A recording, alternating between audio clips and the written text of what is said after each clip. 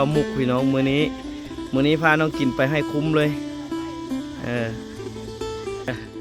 น้องพี่น้องเดียวเฮางวดนี้เฮาสิตัดหน้าบะมุกคือเฮาสิบ่บอกบะมุกอีกเฮาสิลักเอาน้องกินนารีไปแต่ก็บ่บอกเราให้เราเห็นถ้าเราเห็นอยู่ในคลิปเอาเนาะเราสิคิดจังไดกับมื้อนั้นที่เราพาไปแล้วเราชวนเฮาแล้วเฮาบ่มีโอกาสไปนำนะเราเลยพาน้องเพิ่นไปเลี้ยงเต็มที่มื้อนี้ให้บ่สุกจัดเต็มที่เลยมื้อนี้เนาะให้บ่สุกเลี้ยงเต็มที่เอามันไผสิได้เป็นเคยเฮือนี้มาลุ้นกันพี่น้องเอ้ยญาติกันเอามุกเอาใจบ่แม่นธรรมดา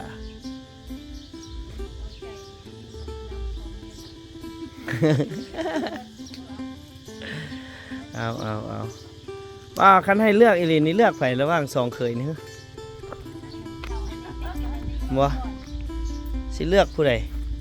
เป็นลูกสาวอิงเป็นลูกสาวโอ้แล้วเลยป้าเด้เว้าให้เว้าความในใจป้านะบ่ต้องย้านบ่มุกเสียใจดอกแล้วก็บ่ต้องย้านบ่สุขเสียใจอีกมันเว้าให้คนได้ปรับปรุงตัวเองเด้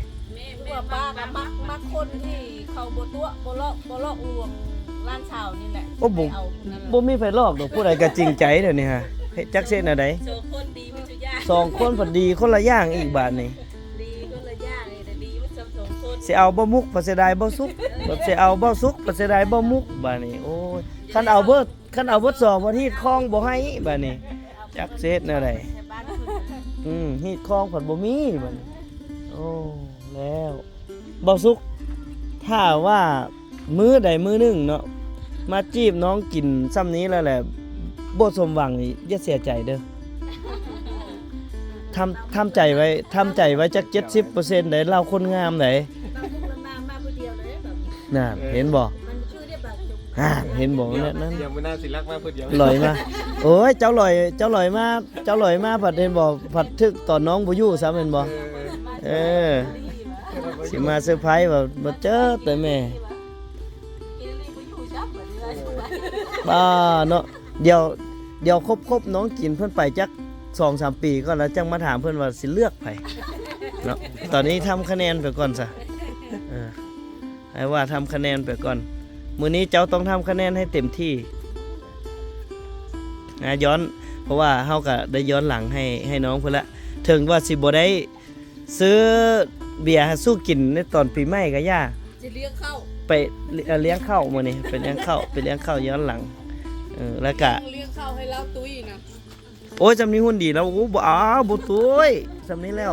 เคยขึ้นได้1ครับเคยขึ้นได้1ตายแล้วอันนี้ให้เด็กจ้อยบ่เอาซ้ำแม่น้องกินถามอีหลีตอนนี้บ่มุกบ่อยู่ดอกบ่มุกหันดิโอ้แล้วบ่โอ้ ไปเรียนขับรถอีกบ่สุกเอ้ยเจ้าเอาเดี๋ยวนี้ซะเจ้าเอาสอนน้องอันขับรถใหญ่หั่นได้แต่แนมทั้งข้างซื่อๆดอกแท้เจ้าต้องสอนขับรถมอเตอร์ไซค์ห้างให้น้องกินเป็นผู้ขับ เจ้าเป็นผู้ซ้อนได้เปรียบกว่าอีกเสื้อรถอันนี้เพจนี้ไซส์มาตั้งแต่เป็นบ่าวไซส์มาแล้วได้ผลเซ็ตเฮา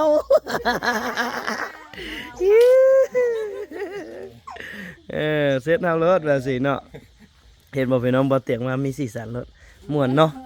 ม่วนห่างหายไป ปีใหม่แห้งม่วน ห่างหายไปเฮิงก็คิดฮอดเดียวอยู่เนาะ คิดฮอดคิด แบบ ถึง เงาๆเป็นใดๆแนวนึงอยู่ไดบ่เตียงก็ไปเวียด ตอนปีใหม่บ่เห็นเบาเตียงกับเบาสุก ว่าบ่ซันแล้วแม่นได้ร้องเพลงอีกละเบ้อ โได้กินเบียร์นำจะแก๊ส2แก๊ส ว้าสำคัญมันเรื่องธรรมดาพี่น้องไปเดี๋ยวพวกเราออกไปหากินข้าวเนาะเดี๋ยวให้เจ้าภาพเพิ่นเลือกหาอาหารเลยเนาะว่าอย่าเอาอาหารแพงเลยเด้อไอ้สุกบัดคนที่ว่าบ่ค่อยมีเงินมีคำปานใดนะเพราะว่าเราเป็นคนทุกข์ยากบ่ได้ทุกข์ง่ายได้ทุกข์ยากเอาโอเคเดี๋ยวยืมโตขอบไม่เท่าหน่อยไหมไม่เท่าเอ้ย ถ้าเดี๋ยวลูกอันพาเพิ่นออกไปเล่นน้อยอยู่ได้อยู่แล้วเนาะ จังโมงจะมาส่งสิพาเมื่อรักษาเลยบ่เมื่อยามพ่อปู่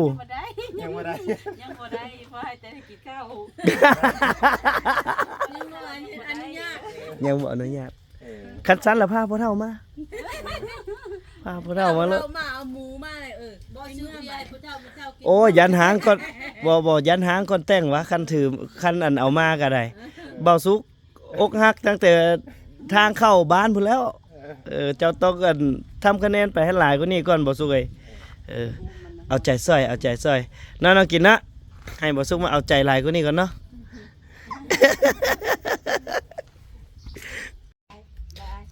ไปบ่สุกยังเอาเมื่อบ้านบ่ได้แม่บอกหั่นน่ะไปแถวนี้ได้อยู่ไปกินข้าวได้อยู่เอาครอบไปกินข้าวเริ่มมีโอกาสแล้วล่ะบ่สุกเอ้ยสำนี้ก็มีโอกาสแล้วแหละ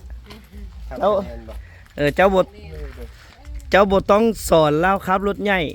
มันได้แต่นั่งข้างๆซื่อๆต้องสอนครับรถจักรรถเป็นอยู่กันให้ครับ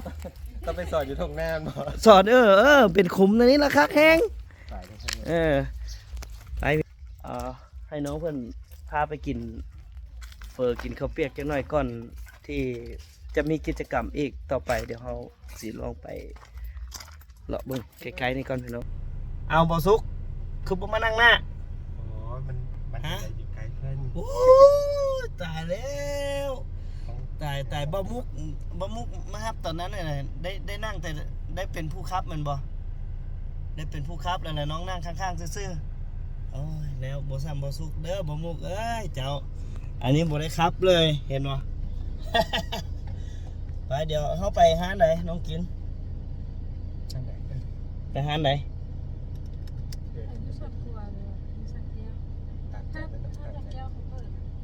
เปิดอยู่บ่แม่นหานอันโดนๆน่ะบ่มันโดนโพดเพื่อสิได้กินอันเลยหิวข้าวละส่วนขวาเนาะโอเคพี่น้องเดี๋ยวไปเบิ่งเป็นรีวิวร้านอาหารเพิ่น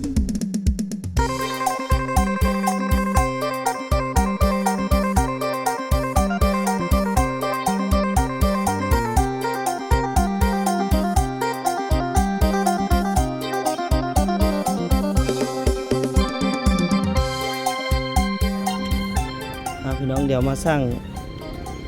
เฟอตอนนี้ก็อยู่ส่วนขวาน้ำยมเนาะมีอย่างแน่บ่สุกสร้างเลยมีอย่างให้รับประทานแดใส่เจ้าของมีอย่างไรก่อนเอาข้าวเปียกซะเฮาเฟอนึงข้าวเปียก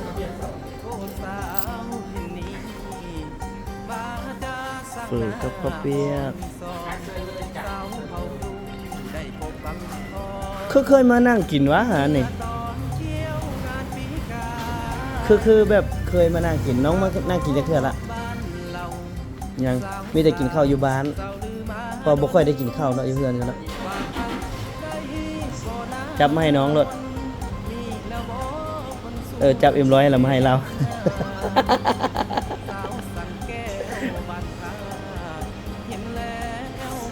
เฟอถ้วยเท่าไหร่เฟออยู่ในถ้วยเท่าไหร่มีมุกอีกมุกบ่มาหมดเลยฮะมุกบ่มายังเอามุกมาเสยเดี๋ยวรอกินนั่งนี่ก็ได้เจ้าคันเจ้าอยากนั่งข้างๆเจ้าต้องมานั่งทางนี้อันนี้แสดงว่าอยากแนมหน้าอย่างเดียวบ่มันจะกินแซ่บบ่ยกไปยกมาถ้ามีสิบกากิน ไปเสื้ออยู่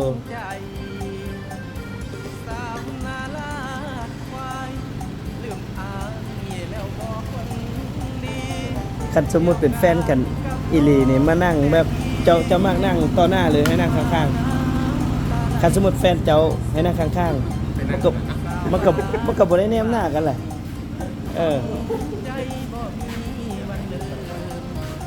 เห็นบอกเพิ่นว่าอีหยังก็คันอยากบ่แม่นว่าบ่อยากนั่งกันไกลได้ว่าอยากนั่งแนมนะเพิ่นว่าจะมานั่งคนละฝากกันนะตอนนี้พี่น้องก็ยังอยู่ในช่วงฤดูกาลสงกรานต์อยู่เนาะแต่เฮาสิสังเกตเห็นดอกคูณพี่น้องดอกคูณก็ยังบานเต็มเลยดอกคูณโอ้ใส่ไปรษณีย์น้องไปรษณีย์จะใส่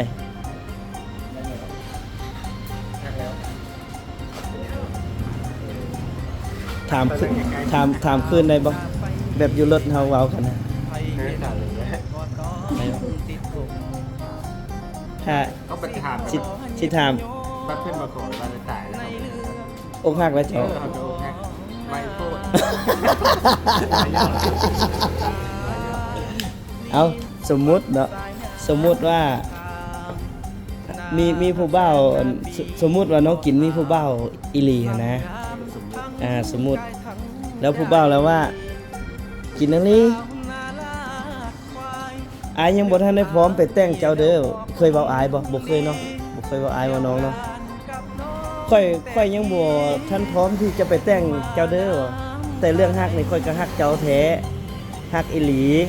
แต่ยังถอนเงินอยู่แต่บ่ฮู้ว่าปีใดแล้วมีผู้หนึงซะแต่บ่แม่นบ่สุกดอกบ่แม่นบ่สุกสมมุตินะเป็นเรื่องสมมุติซื่อๆแล้วมีผู้บ่าวมาว่าเอาค่อยก็ฮักแท้อีหลีนี่ค่อยสิมาขอเดือนนี้เดือนหน้านี่มีพร้อมทุกอย่างหน้าก็ดีเงินก็หนาเงินก็หนาหน้าก็ดีซะดอก นิสัยก็โอเคอยู่นะสิเอาบ่เราสู้ให้เอา เราเอาเพื่อบีบบังคับให้คนที่ฮักแท้มาขอไวๆเนาะยังบ่พร้อมดอกเพราะว่าคันมีคนมาขอหรือบ่เอาเสื้อรถน้องกินยังบ่เอาเพราะว่ายังบ่พร้อมดอกฮะยังบ่ทันอยากได้แต่เสื้อว่าเฮายังต้องยังไงฮู้โลกอีกหลายเนาะล่ะเนาะยังไงฮู้โลกอีกหลายไปน้ำฮูกอายนี่ไปฮู้ฮอดขอนแก่นโหมีพาสปอร์ตแล้วบ่ไปได้แต่นครพนมเพราะว่าเฮ็ดบัตรข้ามไปชั่วคราวได้อยู่แต่ว่าเคยไปงานถาดอยู่เนาะงานถาดพนมบ่เคยนี่มื้อนี้นี่ถ้าน้องไปนี่เขาสิขายเครื่องเต็มเลยอยู่นครพนมเป็นวันอาทิตย์ข้ามเพื่อไปแสนกีบไปบ่ไอพักครับแสนกีบ1ไอจางไอเฮ็ดบัตรให้เพราะไอมีเวียกที่จะไปเอาเครื่องอยู่นะมื้อนี้เอามื้อนี้จะว่างเนาะแม่นแล้วว่ะมื้อนี้จะว่างครอบแม่ว่าออกมากินข้าวเปียกซื่อไปฮอดไทย คันแม่เรารู้สึกขึ้นจังได๋บ่ดิบ่สุเมื่อรักษาเนี่ยอยู่ลาวได้แต่เอาไปไทยข้ามประเทศได้ บ่ทันได้ไปจักเทื่ออีหลีเนาะน้องเนาะเข้าไปบิ๊กซี นี่ก็จะไปอยู่เนาะ คันไปพุ่นนี่อยากไปเฮ็ดหยังอ่ะอันดับแรกไปไทยค่ะไปเบิ่งซื่อๆไปเบิ่งซื่อๆไปเบิ่งห้างกับเจ้าเนาะ ข้ามไปหลายเทื่อแล้วป่ะ ยังที่จริงมันก็บ่ได้ยากเลยสมมุติว่าจะไปบิ๊กซีนี่นะค่าใช้จ่ายก็อันนึงก็เฮ็ดหนังสือชั่วคราวคือเพิ่นมีกองมีถ่ายรูปอยู่หั่นเลยบ่ได้ถือหยังไปเลยถือแต่สัมมโน บัตรประจำตัว ถือแต่สัมมโนไปอย่างเดียวถ่ายรูปก็ได้สัมมโนนี่ถ่ายรูปแล้วก็ส่งให้เพิ่นแล้วเพิ่นก็ ปีเลย จะไปเฮ็ดอันเอกสารอยู่หั่นแสนกีบเนาะค่าจำกา 10,000 ค่าเรือ30อยู่ฝั่งลาวเป็นอะไรก็ตกอยู่ประมาณ150,000อยู่ฝั่งลาวนี่150,000 กีบอยู่ฝั่งไทยก็จะประทับตาเข้านครพนม20 บาทเป็น40 บาทผ่านแล้วนะ 40 บาทแล้วก็ค่าเรือ60 บาทเป็น100 บาทค่าเหยียบแผ่นดิน50 บาท150 บาทอยู่หั่นก็ธรรมดาตกแล้วก็ประมาณ 300,000 ต่อครั้งหนึงไปบ่ไอออกให้ เปิดแล้ว อ๋อสั่งตำหลังได้ก่อนโอ้ได้นั่นนี่เดี๋ยวเรากินข้าวก่อนพี่น้องโอ้หัวแถวนี้คักเนาะน้องกินเนาะส่วนไผตัวนี้ เขาป้าผมไม่เห็น ส่วนเราต้องหลายเด้อมูลหลาย เห็นแล้วซีมาอันหน้า โอ้น่าจะหน้านี้ตีน้องกินฮะหน้าเขาบ่อะไร จะแม่นแถวพวกเก่าจะผ่าน ตัวผู้ ไม่ได้ดีเกี่ยวข้าวนี่ใช่ไหมเกี่ยวข้าวสวยเนี่ยรู้สึกว่า แถวแคมทางผัดซุกแล้วเนาะ ใส่ปลามาเกี่ยวข้าวเลยยังเนาะ เดี๋ยวตอนนี้เรากำลังเดินทางไป ส่งไป บ้านนาลัดควายพี่น้องซึ่งมันจะเป็นคุ้ม2-3 คุ้มอันยมไปนะเบิ่งบรรยากาศเส้นทางเข้าไปนี่โอ้ได้ความรู้สึกดีเด้เนาะบ่สึกเนาะเบิ่งไหม เนี่ย แบบดังเดิมแฮงเอาน้องกินไปย่างตากแดดถ่ายรูปกันสิเนาะคักแท้ได้นี่บัดฮะ กำลังเกี่ยวข้าวรถเกี่ยวข้าว ใช่โอ้เดี๋ยวลงไปเบิ่งเนาะหน่อยหนึงเนาะรถเกี่ยวข้าวบ้านเมืองลาวเฮาก็มีพี่น้องเอ๋ยอ๋อคิดว่าสิมีอยู่แต่สุรินทร์ซะดอกอยู่ลาวเฮาก็มีเดี๋ยวเฮาไปถามเบิ่งเพิ่นเดี๋ยวเขาจอดอยู่จุดใด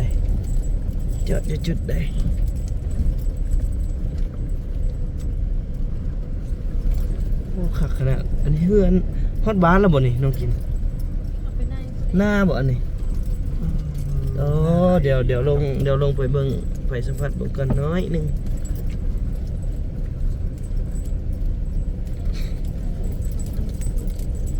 โอ้น่าจะจอดแถวนี้นะมันจังกว้างเลยเนาะเดี๋ยวจอดก่อนหน่อยหนึงไปน้องกินลงไปอยู่เถียงนาหน่อยหนึงก่อนเอาน้องกินไปเป็นนางแบบก่อนพี่น้องเอ้ยเข้าทางใดอัดอีกดูอัดอีกเลยปึ๊บไปมาโอ้รถเกี่ยวเข้าเมืองลาวน้องกินเคยเห็นบ่รถเกี่ยวเข้าหน้าไผนี่โอ้เอเอามันบ่มีแดดตีมันมีแดดอันนี้ละพี่เข้าพี่มีแดดอย่าว่าได้ปีนบ่ได้เด้อ อันนี้ก็เป็นบ้านนาลัดควายเนาะ อ๋อเบิ่ง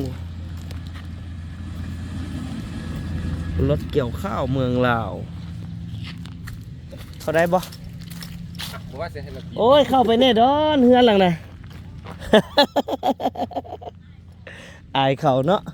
คือบ่อายเฮาพี่บ่อายเฮาบ่พี่อยู่พี่เข้าพี่ละเดี๋ยวไปเบิ่ง พื้นนาเพิ่นก่อนพี่น้องฤดูนี้ก็เป็นฤดูเก็บเกี่ยวเนาะตัวช่วงนี้เป็นฤดูเก็บเกี่ยวโอ้หาก็เห็นรถเกี่ยวเข้าบ้านเฮาปลาเข้าวังใดได้แน่นี่โอ้อันนี้บ่ได้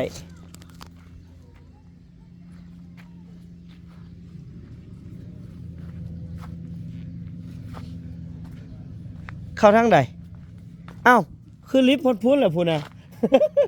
หน้าไผเนี่ยไอ้หน้าเจ้าบ่เดี๋ยวขอยัดเข้าหน่อยเด้อเข้าทางใดเอาแล้วนั่งกินเข้าทางไหนโอ้โหไปเข้าได้ได้ว่ายส่งขาดก่อนแล้วเนาะนี่ไปเดี๋ยวไปเบิ้งเข้านาแซงเกี่ยวเข้านาแซงไปเบิ้งว่าเพิ่นใส่รถเกี่ยวอยู่บ้านเฮาเป็นจังไดเดี๋ยวถามเจ้าของเพิ่นก่อนเถียงหน้าหมู่นี่ไอ้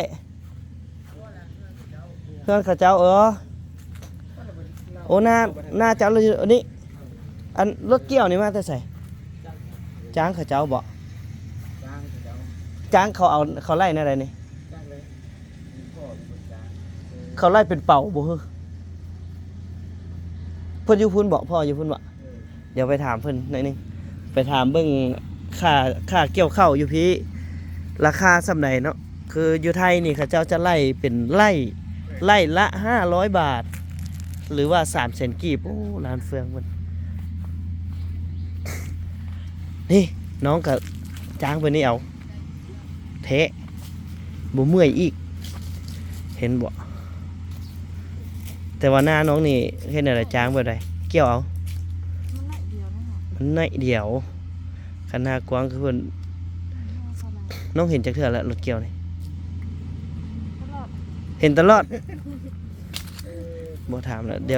ยวลงไปเบิ่งเดี๋ยวสิไปถามเพิ่นว่าเพิ่นจ้างเกี่ยวข้าวเท่าใดเนาะน้องกินเพิ่นว่าเพิ่นเห็นตลอด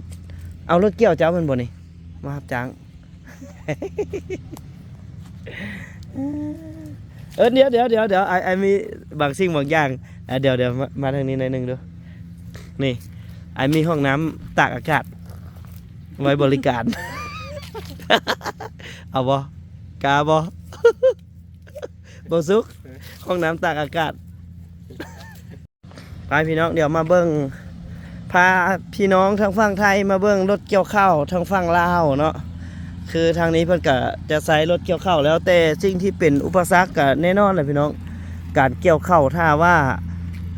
หน้ามันเป็นให้ธรรมดาน้อยๆแบบนี้นี่ก็การเกี่ยวก็สิพบความยุ่งยากเนาะแต่ว่าถ้าเป็นให้ใหญ่ๆแบบนี้ก็สิดีมันก็สิสะดวกเนาะสบายดีสบายดีหน้าไอพ่อบ่หน้าเพิ่นอ๋ออันนี้รถเกี่ยวนี่มาแต่ใส่ก่ออ๋อรถน้องปิงตัวนี้จะเป็นรถเกี่ยวขนาดน้อยมันบ่อ๋อโอ้ขออนุญาตถามเนี่ยว่าคือเขามาเกี่ยวแบบนี้นี่เพิ่นไล่เท่าไหร่เพิ่นไล่ค่าบริการเท่าไหร่ทั้ง800,000ถังหนึ่งอุ้มหนึ่ง800,000 กว่าบาทเต็มถังนี่ก็ได้อยู่ประมาณต้นครึ่งประมาณต้นครึ่งได้บ่ต้นหนึ่งบ่เพราะว่าปกตินี่รถนี่ถังหนึ่งนี่ตามที่บ่เตียงไปไทยทำอยู่ไทยนี่จะต้นครึ่งถ้าใส่เต็มอีหลีได้ใส่เต็มอีหลีต้นครึ่งแต่ว่ารถน้อยๆตัวนี้จะเป็นรถน้อยรถขนาดน้อยพี่น้องบ่ฮู้บ่เตียงบ่ฮู้ว่าถังหนึ่งเพื่อนสิได้เท่าไหร่เนาะได้ตันหนึ่งบ่หรือว่าตันครึ่งนะแต่ว่าเต็มอุ้มเพื่อนเอิ้นอุ้มเต็มอุ้มนี่แหละ800,000เนาะ800,000ก็ถึกอยู่ 1,300 บาทประมาณนั้นเป็นเปาอ๋อถ้าไรเป็นเปา40มันง่ายดีเนาะแต่อันนี้มันก็แล้วแต่เนาะเพราะว่ามันสภาพพื้นที่คืออยู่ไทยเพิ่นจะไล่แบบไล่เฮกตาร์นึงมี6 ไร่เนาะ6 ไร่ป่ายอันนี้มันชุดลายคน แค่นี้มันบ่มีไฟดอกว่าติดตา เนาะ มันเลือดปูแล เล็กละน้อย เล็กน้อย15 วันนี้หน้าเฮาผัดมันเป็นหน้าให้น้อยบ่แม่นหน้าให้ใหญ่คือเพิ่น บ่ห้ามเนาะมันบ่ได้ปกแป้งมัน แม่น แป้งมือหน้าแต่ตะกี้มันไทยควายเลยใช่ไหม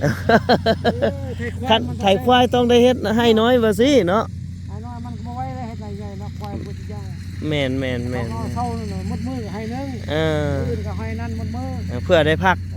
พัก เพื่อ ควายให้มัน พัก นา ตกควายแม่น เดี๋ยวนี้นะว่าสรถเลยสรุปก็ได้ อ๋ออันนี้นี่รถนี้นี่อยู่เมืองยมราชเท่านี้เนาะ นี่แหละมันเป็นรถปีนใช่ไหมรถโครงการเขาละ อ๋อ เขาคงต้องรู้ว่ามันเป็นรถส่วนตัวอะไรไม่ได้ดิองค์เสียราย เจ้าของบ่เจ้าของรถบ่อ๋อเดี๋ยวเฮาขออนุญาตไปถามเพิ่นสิสะดวกให้บ่เอาตัวนี้คือเกี่ยวซะตัวนี้คือเกี่ยวเอาอ๋อโอ้ยแม่นใส่เครื่องจักรนี่ก็สบายบ่ได้ฟาดอีกบ่ได้ปั้นอ๋อคนไปเฮ็ดเวียกอยู่ไทยเบิดแล้ว พี่น้องเอ้ยสาเหตุที่เพิ่นจ้างรถก็เพราะว่าบ่มีคนรับจ้างเกี่ยวข้าวแล้วเสมอนี่มีแต่คนไปเฮ็ดเวียกเฮ็ดงาน โดยเฉพาะแม่นไปเฮ็ดงานอยู่ประเทศไทยเนาะถ้าว่ามีรถเกี่ยวนี่ก็ มันก็ดีเนาะประหยัดเวลาแต่ก็สิเปลืองหน่อยนึงโอ้บ่มีน้ำเลยนานี่เนาะนาบ่มีน้ำนี่ขี้ตมติดตีนขนาดนั้นเนาะไอ้เนาะรถนี่เนาะว่าถ้ามีน้ำหน่อยนึงนี่มันสิล้างตีนมันไปเลยเด้นี่มันเป็นตมนี่ก็สิยากหน่อยนึงยากหน่อยนึงอุ้มนึงนี่ได้จักกิโลเนี่ยไอ้ มีการตรงนี้ก็100 บาท อันเต็มถังนี่ได้100 กิโลบ่ฮอด1,000 กิโลอ่ะ ประมาณว่าแล้วมันขึ้นอยู่ต้นนึงก็ได้พัน แม่น พันปลายแล้วนี่ ประมาณ1,000 ปลายเนาะแต่รถตัวนี้มันเป็นรุ่นน้อยแม่นบ่แต่ถังรถก็เป็นอะไรอันหน้าแบบลาวๆเฮาแบบสินี่ความยุ่งยากหลายบ่กับรถเกี่ยวไปสิ ลายจะบางทีกับแทนน้ำ คือแบบสิ สม่ำเสมอ น้ำมันบ่นั่นเนาะเวลาเฮาเกี่ยวแล้วมันติดบ่ทีมันไปยากบางทีบ่อนก็ล่ม แม่นคืออยู่สุรินทร์ที่บ่เตียงไปถ่ายทำไปเบิ่งฮะเขาเจ้าสิจงน้ำไว้ได้แบบนาเขาเจ้านะเขาเจ้าให้มันมีน้ำเลี้ยงอยู่ตลอดมันละรถเกี่ยวละทึกใจเขาเจ้าก็ไล่คืออยู่พุ่นก็เพิ่นสิไล่เป็นไล่พี่น้องเพราะว่านาเพิ่นนาทุ่งกวางเนาะนาทุ่งใหญ่นะมันง่ายแต่นาลาวเฮาแล้วมันจะเป็นบ่ซี่พี่น้องนี่ให้น้อยๆนี่มันสิได้ฮักได้เลี้ยวดุเนาะมันได้ฮักได้เลี้ยวดุแล้วมันยากสมควรอยู่ยากสมควรไปนิดนึงผัดเลี้ยวละการลุยเฮียนมันก็สิหลายอีกอย่างนาอยู่ลาวเฮานี่เวลาเก็บเกี่ยวนี่มันสิเป็นต่มแบบสิมันสิเฮ็ดให้ติดล้อถ้าว่านามันมีน้ำอยู่แบบสิล่ะเพิ่นสิสะดวกนะมันล้างล้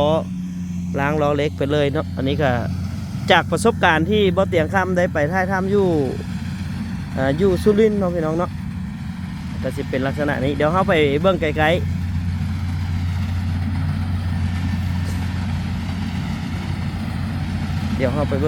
ๆลาวพัฒนาแล้วมีรถเกี่ยวเนาะการรถเกี่ยวก็ถึงจะบ่หลายคืออยู่ประเทศไทยแต่ก็มีพี่น้องแต่ก็มี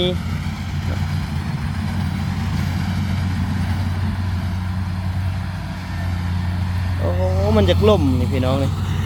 คือไปซีนี่มันล่มเนาะมันล่มเป็นตุ่มไปเลย เพราะว่ามันได้ให้มันเป็นให้น้อยๆนะก็สิเกี่ยวยากหน่อยนึง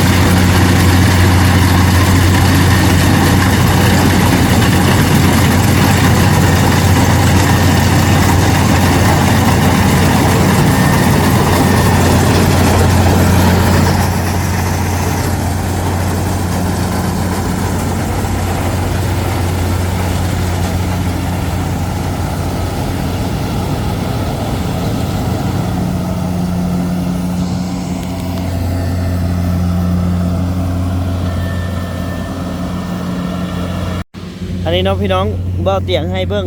สภาพหน้าเนาะหน้ามันจะยังเป็นตุ่มอยู่ไปสิเนาะ